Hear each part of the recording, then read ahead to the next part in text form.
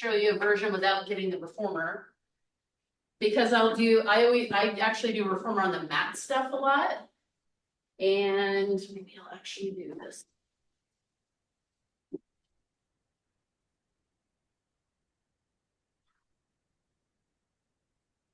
Got to get in the right spot. So here's the thing that I would say. Roll up is extremely hard. You're asking them to do a one-legged roll up. So it is way more advanced than what people give it credit for. That's what I would say. But what we want is we want people to, I would like people to go down and come up because they need to be able to have the strength to walk back up if they're going to do reformer or ladder barrel. So I'll show you.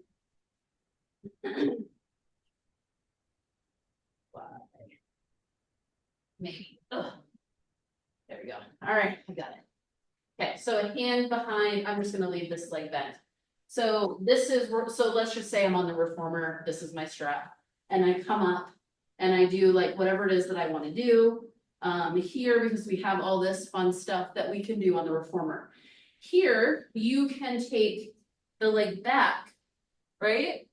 But if you're going to go into extension, you need to be able to walk back to do any of this, especially if you want to do any of the super advanced reformer stuff.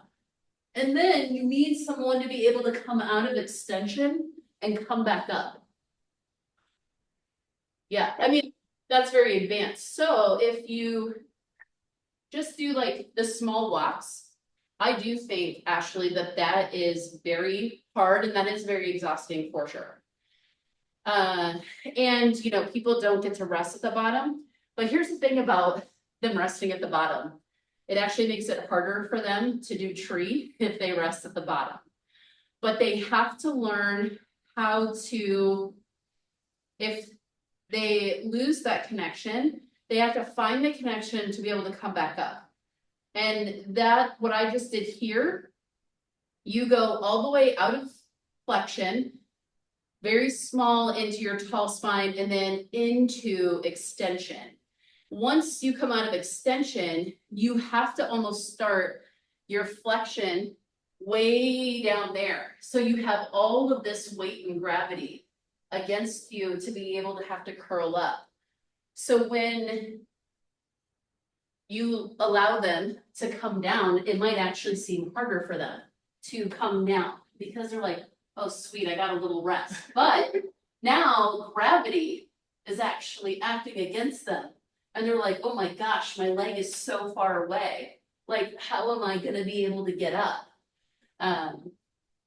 So yeah, I think there are benefits to both, basically.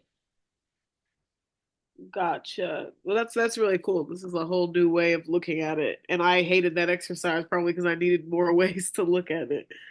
Yeah, and I would say, do you have like a reformer box and like a belly strap or anything? Um, I don't think in my studio we have. Oh, we do have a little box. Yeah, we do have that box. But not a strap necessarily. No. Yeah, you can use a barrel as well, but I would say maybe a 6-inch barrel. The quarter barrel is going to be too small, so when you go into extension, it isn't as like, whoa, you know. Yeah. The reformer box is nice because it is, well, it is the reformer box when you're doing the reformer work. But like this isn't open, so I could only go so far. It still felt pretty darn good. It's also a place where if someone is a little afraid to try tree on reformer, that's basically what I give them.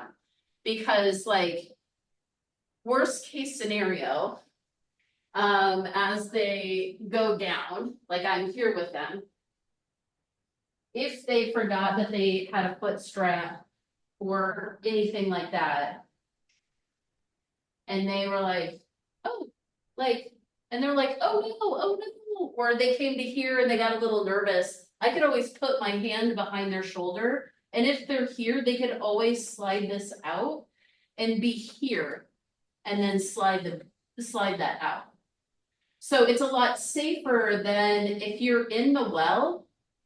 Like once you're in the well, there's nothing that you can really do unless your teacher puts their hands like either underneath the shoulders or head and shoulder and helps them come back up.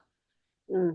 So this is a little bit of a safer way to teach the reformer exercise first. Or if you like doing pieces of reformer on the mat and you have some of these because you have reformers around, it's actually I think it's a nice way to teach it. Like they don't have to go all the way down, but sometimes with the strap and being in that angle, they feel like they can either pull their leg back farther or they can walk backwards farther. So I will show that one too. Okay. But for this one, another way that I teach people on the reformer is with the magic circle or a resistance band. And this right here, if somebody's a little afraid to go back, again, there's like, all this is behind me, so I'm safe, but they can actually use their leg to push themselves forward. So they get the idea of, okay, what's it gonna be like if I decide to go back? Yeah. Yeah, you see how you kind of need a strap, otherwise you can kind of